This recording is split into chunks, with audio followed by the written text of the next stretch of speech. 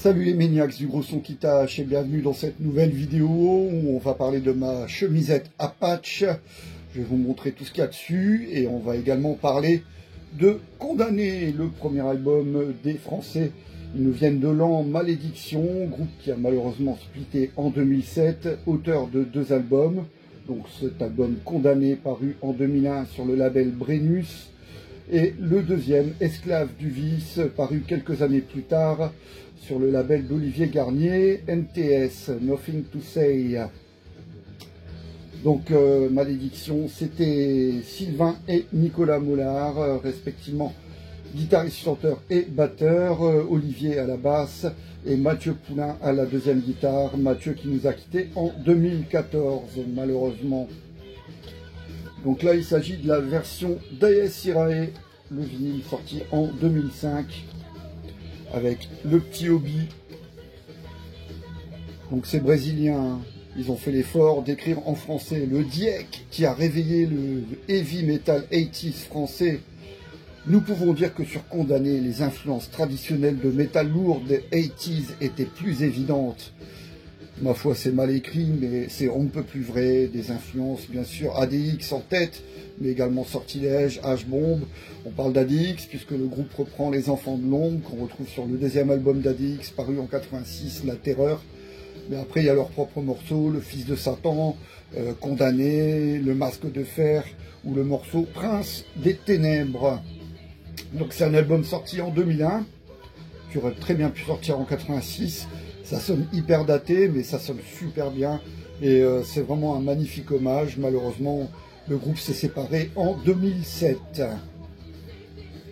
Ok, on y va les maniacs. Alors, la chemisette Apache avec pas mal de broches que j'ai chopées au Metal Market de l'Alcatraz en 2019. Donc, Gorefest, Fight. Alors les t-shirts de Fight sont hyper rares et j'étais vraiment content de choper une broche parce que le merchandising de Fight, puisque le groupe n'existe plus, c'est pas fréquent. Broche Napalm Death, Forbidden. Alors le Forbidden, j'étais vraiment super content de le choper. Angel Corpse, un patch Heartwork de Carcass, un badge d'époque Scorpion, Dio, Exodus avec une photo avec Paul Baloff, une broche Morbid Angel magnifique, patch Disciples of the Watch de Testament, Iron Maiden The Beast on the Road, D-Side Legion, une broche Number of the Beast d'Iron Maiden. Loki, tu m'embêtes là, hein. Tu passes ou tu passes pas, Loki? Tu fais quoi, Loki? Tu passes ou tu passes pas? Magnifique broche Coroner. Un patch de Judas Priest. Je ne sais pas du coup, Loki m'a déconcentré. Vous ai-je parlé de mon patch Legend D-Side? Une broche Leprosy Death. Mes trophées de festival. Le festival de Dour, c'est en 2003. Grass Pop.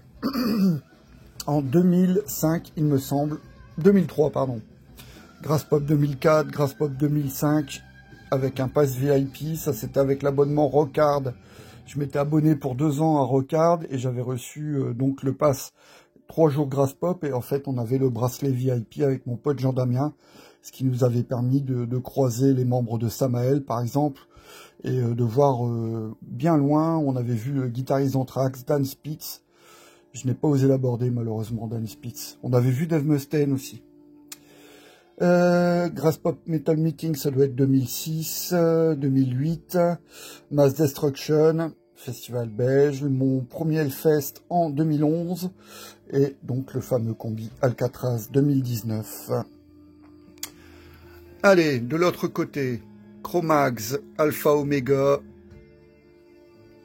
Un badge MOD. Mon petit hommage à Lémi. Ça c'est super intéressant, enfin je veux dire intéressant, c'est pas fréquent de voir du merch Death Row, donc j'en ai profité, j'ai pris la broche avec le logo. The Devil's Blood, Un badge d'époque Iron Maiden avec ce bon Nico. Donc ça c'est époque Power Slave, c'est une photo du World Slavery Tour. Badge Vader forcément, Megadeth, époque Gar Samuelson et Chris Poland, Phantom of the Opera, d'autres trophées de festival, l'Alcatraz Combi 2023. Et donc ça c'est le festival Zik en stock. Ça doit être en... C'est peut-être celui de l'année dernière avec les shérifs. Donc en 2024. Voivode, Metal Church, un patch Sinisi, un patch d'époque Wasp qui a morflé, qui est un peu abîmé, mais j'ai réussi à la rafistoler. Un patch Iron Maiden Somewhere in Time, Overkill, Municipal Waste, un patch, ouais, ça sent l'amateurisme. Hein. Sur la manche, un patch False de Gorefest, et sur l'autre manche, il y en a un également, Face No More. Et sur le dos, donc Dossard Pantera, avec la brûlure de cigarette.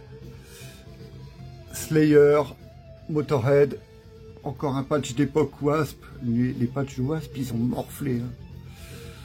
Alors, un patch Ultimate Sin de The Osbourne, Ultimate Sin Tour 1986. Ça, je l'avais acheté à Papy Rock. Déjà évoqué dans une vidéo précédente.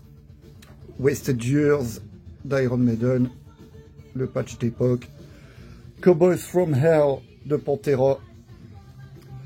Alors ça, c'est un patch d'époque de Titan, acheté également à Papy Rock en 87. Screaming for Vengeance de Judas Priest. Morbid Angel, Formulas Fatal to the Flesh, MSG, The Michael Schenker Group Assault Attack, d'époque, Peace of Mind d'Iron Maiden,